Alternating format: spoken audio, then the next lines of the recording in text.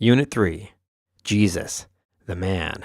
Does he have the proper lineage and credentials?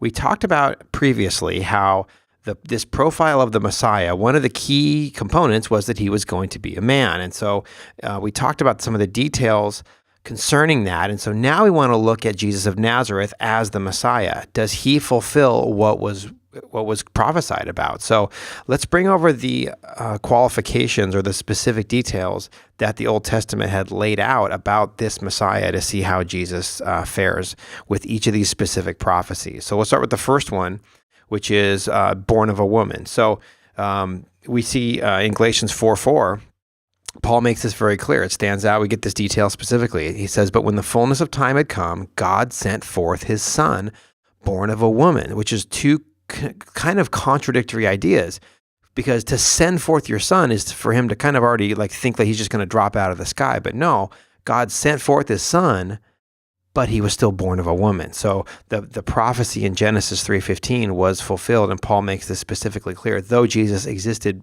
before, he was still born in the same way that everybody else is. So that detail is important that we get from Paul in Galatians 4:4. So Jesus was born of a woman. He was also a descendant of Abraham. So we get this from the lineage of Matthew. In fact, the very first verse says this, the book of genealogy of Jesus Christ. So it talks about his genealogy, and it says the son of David, the son of Abraham. So we know that Jesus was a descendant of Abraham. In fact, Paul takes it even further in Galatians 3:16, where he talks about the seed of Abraham. He says, "Now to Abraham and his seed," which is capital, "were the promises made."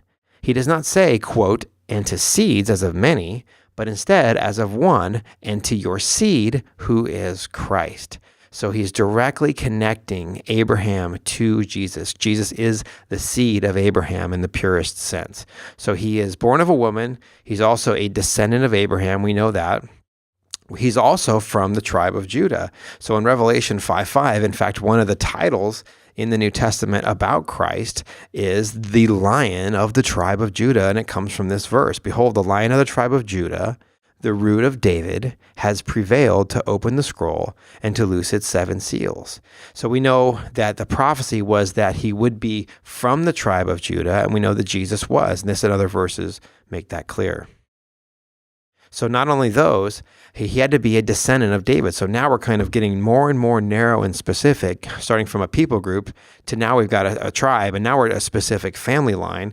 But Matthew, the verse we just looked at, makes this clear also. The book of the genealogy of Jesus Christ. Not only is he the son of Abraham, as we just talked about, but he's the son of David. He is a descendant of David.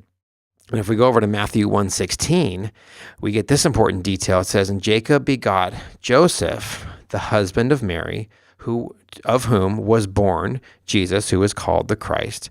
But we also see in Luke 4 where it talks about Joseph, and it says, "Joseph, who went into Judea to the city of David, which is called Bethlehem, because he was of the house and lineage of David." So Joseph was not random. Joseph was very intentional to the arrival of Christ, partially because he was helping to fulfill this specific prophecy that he would be from the house and lineage of David. So we have these specifics, and they go on. In fact, the next one is where he would be born. And the Old Testament claims clearly that the Messiah was to be born in Bethlehem, and Matthew 2:1 makes this abundantly clear. After Jesus was born in Bethlehem of Judea in the days of Herod the king. And so we know historically, and we know scripturally exactly where Jesus was born, and that it was a specific fulfillment of prophecy because Micah told us where he was going to be born. So all these details now, we start to create a cumulative case for Jesus being the Messiah. And the last one here that we have in this list is that he would be publicly declared as Messiah. Now, we talked about this previously when we looked at Daniel chapter 9.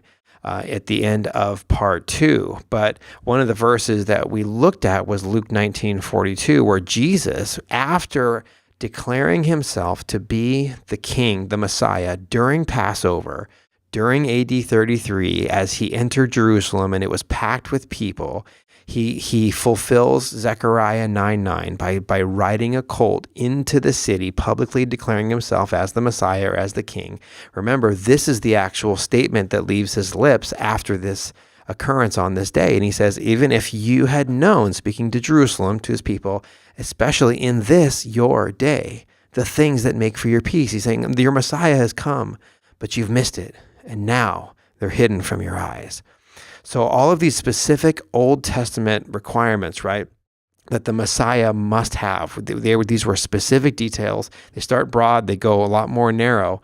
And so far, Jesus of Nazareth, this man from Nazareth, has fulfilled them perfectly. So the first group, Jesus has fulfilled amazingly. But what about the other ones? In fact, what about the more difficult ones, the divine features?